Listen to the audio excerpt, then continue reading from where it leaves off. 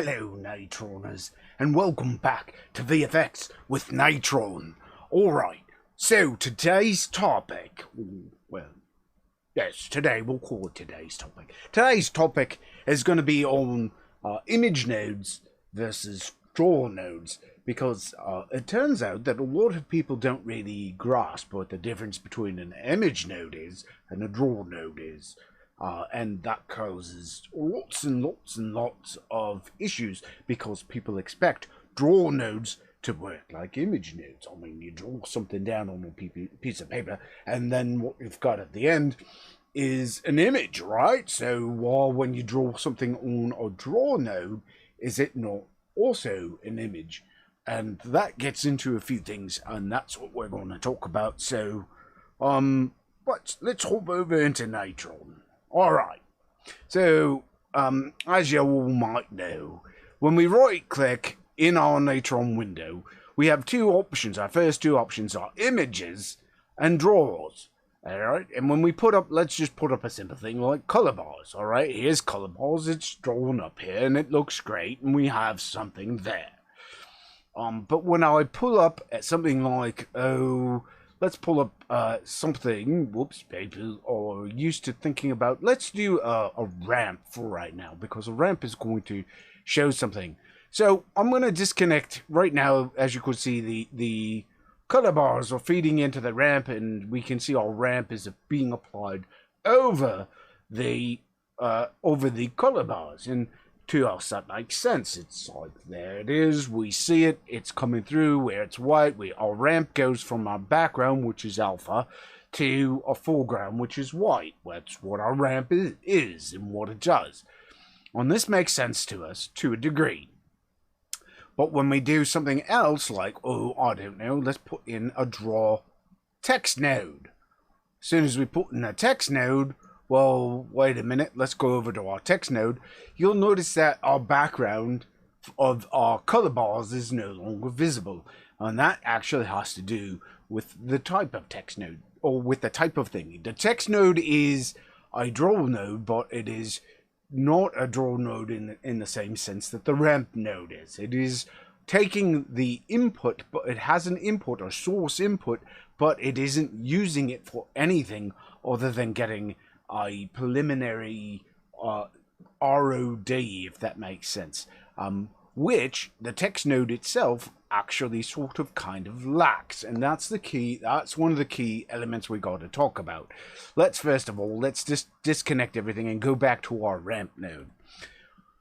When we look at this ramp node, we're seeing it right here, and we say, oh, this thing has an ROD. I see my ROD down here. It says it's 1920 by 1080. Alright, that means it's a HD ROD. So obviously my ramp is HD, except it's not. The ramp is actually has no ROD. There is no ROD here, and I'm going to prove this to you. Well, let's pull up our ramp properties. If our ramp has an ROD, we can show after the ramp it has an ROD. We would think that by putting in a transform, actually let's just hit T, which is a transform, quick shortcut, and I start transforming it, I say a -100, right? And we see this black border around, and we think to ourselves, see, that proves it's an image, there's an ROD, except that ROD isn't from the ramp node. The ROD that we just created is actually the transform node, because before you can transform something in Natron, it has to lock in an ROD. So because the ramp doesn't have an ROD, what the transform node is doing is it's looking at the project settings because it wasn't fed one. And that's just an attribute of the transform node. So if I delete the transform node, I shall prove that this does not have an actual resolution. And I'll show you simply by taking the X variable, which is our side-to-side movement. Right now we're doing a gradient that goes from here up to here. All right, 0.0 is down here, 0.1's up here. All right, so if this is 0.0x, which is X is our left to right, horizontal movement, I'm going to just drag it and link the two together. All right, that way when I increase or decrease this value, it's going to change. So right now it's set to 100, which we can see here. Except for if I just take hover over the 100 and I back it off, it's now at 0. And if I go back, it's now at negative 100. And it doesn't matter how far back I go, I can just go on. In fact, I can sit here and I can type in any number I want in this X value, and both will update. I'm going to put 1, 1, 2, 3, 4, 5, 6, 7, 8, 9, 10, 11, 12, 13, 14, 15, 16, 17, 18, 19, 20, 21, 22, 23, 24, 25, 26, 27, 28, 29, 30. Anyhow, it's plenty of zeros after it. I'll hit return, and it entered it. We saw it all the zeros over there, and you can see we still have a vertical ramp. Why is that? Because there's no width to our draw node. The draw node is, our points are somewhere off in Neverland, or visiting Tinkerbell or Peter Pan or something, and we can't even zoom out far enough really to see where it is. And that's because there's no bound. There is no, by default, this draw node has drawn our ramp. It's just drawing a gradient from one point in space to another point in space, and it doesn't matter where I do it. If I were to unlink this from the other, and I brought this down one slowly, whoops, I'm not moving it for some reason, and I may have, boy, it doesn't. All right, so we're seeing that there is probably a limit here. Yes, we're way past the end of where Natron was actually drawing. We went past what we'll call the Natron has an outer limit to its area. It's just that it's way beyond usually what you're having access to, and it's actually what we're seeing here is it's drawing something. It gets the edge of what we'll call the world bounds. World bounds being, most people think, when they think of 3D, if they've dealt with 3D, they've heard of a thing called a clipping plane. Well, Natron actually has clipping planes all around it. It's just that they're so far outside of what we're drawing as our physical resolution that we're usually not running into it. But a draw node can actually get there and go past it, and in this case what happened is it's gone past it. It still works, and the reason it still works is because the ROD is so far over. This is a vertical, we're doing a vertical gradient, and it's just taking the last point where it intersected it and drawing it straight across. It just continues. It's silly. If we're going to explore another node in a minute and show where this is, but this causes people problems because if you have no bound, you cannot do things after something that has no physical ROD. You can't put something on top of it, which means that you can't expect transformations necessarily to work the way you want them to after them. You have to do your transform. You have to manipulate them afterwards.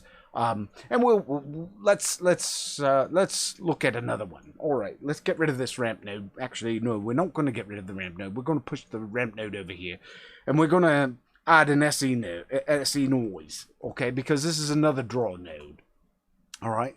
Now, the other day when we on Saturday when we did the fire, we used an SE noise. And I pointed out that when I did my movement of the SE noise, I used a transform node to transform the texture. And the main reason behind that is A, it opens up the possibility of blurring it, and or adding motion blur, which we really can't do with a draw node when you animate its draw properties. But our SE noise node does have transformation options, as we can see here. It has a translate, and what we're going to do is we're going to start translating it very much like we just did with the ramp node in the X direction, and we're going to just keep increasing this. And you'll notice as we make this bigger and bigger and do this in larger increments, it's going on for pretty much as far as we can push it. We can keep going and going, and we'll get up to very, very, very large numbers until there's a point where it will get past the edge of where Natron can actually draw it, and then it will probably give us something. If we put one with a bunch of zeros, let's just do that to save ourselves some time, because I don't know. 1, 2, 3, 4, 5, 6, 7, 8, 9, 10, 11, 12, 13, 14, 15, 16, 18, 19, 20. Well, 20 ought to probably put us... There we go.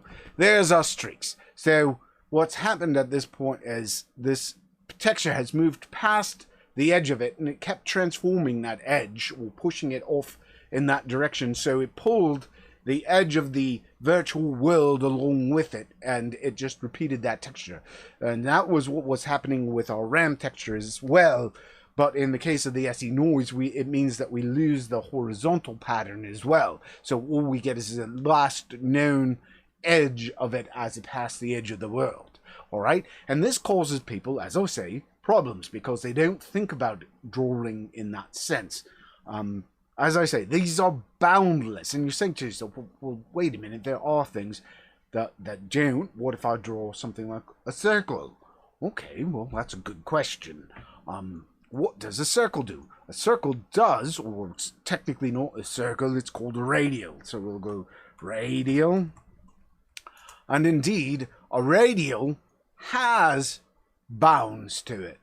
If we sit here and we can see it, it says we can reform it. Aha! So that means that this is a draw node that actually has a physical, is a physical thing, but it doesn't have to be, and it doesn't necessarily comply with a lot of the things that a regular image node does. And I'm going to demonstrate this as well in a minute by showing some other things that we let's first of all, let's bring it down to something like 500 by 500. We made it perfectly square. So if I push this off to the side, the bottom left of our circle, or our radial, actually let's take it off. It's still drawing this off to the side, but it's not drawing it in our screen space. So this ROD doesn't actually exist. With Natron, with draw nodes, with RODs that exist off of the screen, you can't bring them back into it unless they're being handled by something. And while this is off screen, if I put a transform node underneath this, transform, and then I push this transform back onto the screen, it doesn't actually, oh wait, no, or take it back or fibbed. All right, it is doing it in this case. All right, so the transform must lock it in. It doesn't always do this. All right, let's find something else that we can demonstrate something. Oh, the problem with this. Let's put, all right, aha. We'll take our SE noise. Let's reset our SE noise position. Let's zero it, and put, oh, wait a minute. It didn't set. Why haven't you reset SE noise? Reset, there we go. All right. So, we pump our radial into the SE noise, okay? And what we're seeing is, we're seeing the circle drawn behind the SE noise, because the SE noise is alpha, all right? But this is also alpha, all right? So here's a little, we think to ourselves, okay, if this is alpha, and what I want to do is use my radial to cut out a shape inside of my SE noise, all right? Well, that should mean all I have to do is take it and pipe it into the mask, and we get nothing. Why? Because the SE noise doesn't have a bound to it. There's no ROD to it. And you'd think, well, why isn't it taking the ROD from the radial? Oh, well, the radial has an ROD, all right. Well, what happens if we put it in here? No, that's not what we were really looking for. We're still not getting the right thing. And the reason is that ROD is not a true, it's not working exactly like we might expect. It is and it isn't. It's where we need to actually feed. It's hard to explain. I feel like I'm not doing a good job explaining it. This ROD here is it is an ROD, but it's tied to this. If we have draw nodes can have RODs. I'm not going to say they can't. Text nodes are a prime example of something, a different type of situation where you get an ROD. Okay, here's our text node. We pump it into the SE noise. We don't get anything out of it. Why don't we get anything out of it? Because it's not feeding it an ROD. The text node has an ROD. We know the text node has an ROD. How do we know the text node? Well, we can tell it, all right, let's see, wait a minute, we'll prove here. Now we've given it an ROD because it's telling us an ROD. Let's see, when we pump it through, nope, it's still not drawing it properly. Why? Because, and even though there's text in there, it's because the text node is not designed to work that way. It is, they're not interacting, they haven't been given physical image data. They work in a different way. What we need to do is feed something into this that works the same way that is an image before we can feed it into this SE noise. Let's prove this, all right? This has an ROD, all right? We see it here. Let's take something that is an image node and we'll feed this into it as its source. So we'll take it and we'll put a constant. Well, the constant has an ROD, all right? Or it's an image and it gives it an ROD. If I feed that text into the constant, you'll notice first of all that the text node disappeared. The text node is not drawing through the constant. It's draw, even though it's output something, and we know we can put that draw node over something else, but we can't feed something. We can't actually watch this. If we put the text node into that constant this way, what happens? Well, we wind up with the text node being down here doing its own thing, and it's not really, it's working with the constants going into it, but it's not using the constants dimensions because we told it that it has to auto size itself because the constant is feeding it an alpha, but it's working in this case. All right, it's just this weird. You cannot rely on the text node to be used as an image. So watch this. We take the source node, we feed it into this. Now the output, the constant, is looking at the text node. It is getting its ROD from the text node, which means now this constant actually has the same size as the text node.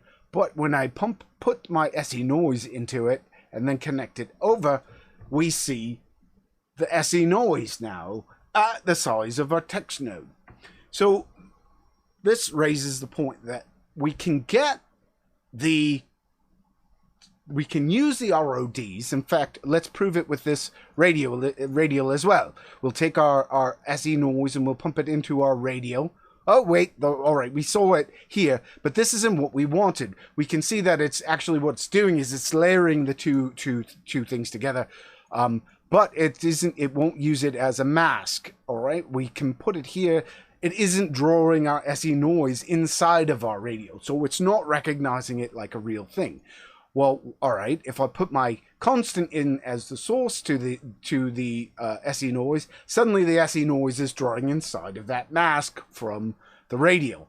But our ROD, because the constant is now is set to use the default, which the default, if it has no source, is pulled from the project size, is 1080 by 1920 by 1080. So that means if we transform this SE noise, let's put a transform, let's transform it here. We can see that the transform is done from the center of the screen, and we have an ROD that's way bigger than what we actually wanted. All right. So let's remove that transform for a second and go back. So how can we fix this? We can take it and we can feed the radial into our constant, which turns the radial's ROD into the constant's ROD, which has resized the constant to the same size. which pumps through the SE noise, which is a draw node. These are two draw nodes, and we wind up with something that is the same size as our radial's ROD, but now is given the constant that ROD to dictate to the SE noise, which is a draw node, what its background size is, and so we end up getting the result we wanted. Versus if we tried to do the same, if we tried to go directly from the radio, we wind up with funkiness, and actually now it's not working properly. We wind up with pure white because it's almost as if the SE noise wasn't going through it in the first place. And you'll notice that the constant here, the radial, is not drawing through the constant. The constant's alpha overrides the radials because this is not designed to be an image. Again, it is a draw node. It is drawing something. Its alpha is not an image alpha. This is an image alpha, so its alpha is superimposing. It's superseding. It's taking over, overriding it. All right, which is why it's working here. And so if we go over here, we'll notice that our transform node, the center of our transform node is off right now because we translated it. It retained our old translation. If we hit reset center, what that's going to do is going to translate this and then fix our translation, keep it relative. It basically updates, this button updates both of these to compensate, so that this will stay in its relative position, but our manipulator for our translation, our translate mode, or our translate node, here, let's pull this over for a second. I just want to point out why this is important, because right now, our pivot for our rotation is happening off to the right, because our center is offset, all right? So let's reset that to default. If we wanted it to rotate from the center point, we need to reset this center point, and now our translation is centered relative to it. You can see that our radial and SE noise draw nodes were not moved, but they remain the same from our transform node. And now if I take my transform node and I'll start rotating it, it's rotating it from the center. We can tell because the ROD is rotating around it, the box that makes it up. And we're actually getting a new ROD for this because it's a diagonal, and a diagonal's bigger. It's bigger in, it's the hypotenuse of the square. Anyway, so it adapts. So that's the big thing. It's I'm just looking at the tom. This isn't a really, it's complex, and it's not. But the thing is you should never ever trust you should never trust a draw node as a source. You should never feed it in expecting it to act like an image node. If you want it to act like an image node, if you want to get the ROD from a draw node, you should always run it through one of the virtual image nodes first, and then do whatever you want. If you actually want it to act as, for example, if we actually wanted, we could do it this way. You'll notice that the ROD, when I pump the the radio through the SE noise, it is changing the output of the radio, because what it's doing is it's adding the noise on top of the what's there, the lights and so forth, and we're actually overdriving this by however much this is on top of that, and so we wind up with something, we can't see it because both are hitting one and whatnot, and it's all tapering off at the same time, and it's all weird, and it's just, yeah, it's probably not what you want to do. We could probably clamp it and fix this with a clamp node. Let's try it. I haven't actually done this. Might not work. Let's see. Clamp this. So if we put a clamp in, nope, it's just going to clamp it and keep it its relative brightness. If we were to take that away, we'll just want to make sure of something. Actually, just thinking, if I take this clamp node, yes, we can see all it did is it clamped the resulting output so that it fit within the range, and we get the same result, but it's not added together. I'm not positive if that's just done as an overlay or an ad, but we're treating it, actually, there's an easy way to figure that out. We can go over this and just scrub over this, and it's an over, because we're not getting values above 1. So we didn't need the clamp node in this case.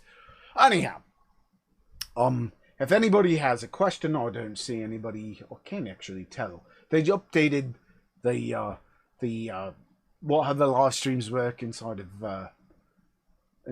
of Facebook, and I no longer see whether who's in here, or at least I don't know where they're reporting the amount of people in here. But that just so you know, that is the big difference. That is the other thing. I'm trying to think. So yes, long and the short, one more time. Don't treat a draw node as an image. Don't think of it as something to use as a source. If you want a source, if you want to turn it into a source, make sure that there is some form of image node behind it driving it. Usually a constant or a solid. Constants are better because they give you an alpha channel to work with, and the draw nodes, obviously, they usually update the alpha channel. And if it's solid, I'm actually not positive if we run it. We're going to do an experiment I haven't thought about. Solid. Let's see if putting a solid node through that, putting a solid behind there. Yep, that turns it into a solid thing. Wow, that's not what I wanted. Well, that's interesting. What about if we take it here? Does this work as well? Let's put that. Yep, that works. So yes, it doesn't matter. As soon as solids and constants will work in this situation. I expected it should have, but I wasn't positive it was gonna, because sometimes Natron doesn't treat them as the solid is having an enabled alpha channel. In this case, it does. Unlike with the merge node, where you have to enable it manually. Anyway, all right. I think that's it. Natron's been behaved, so I don't think we have to shoot it or anything. So remember back here. I'll say, you know, thanks for watching today. I know it's a simple, easy thing. It causes a lot of confusion. It's one of those things. Just don't think of draw nodes as image nodes, because they're not image nodes. Never treat them as image nodes. Oh, and as far as the text node, the way that you take a text node and you put it over something, you can dictate a shape to an ROD to it. That's all the source in the text node does. Is it allows you to predefine an area for the text to exist in ahead of time. But otherwise, the text node dynamically creates it or adapts to whatever it's superimposed over. And the way you'd superimpose it is you run it in through an merge node. Why does that works that way? It's a little odd. It's a little different, but it is what it is. All right. That's all. Keep on Natron in.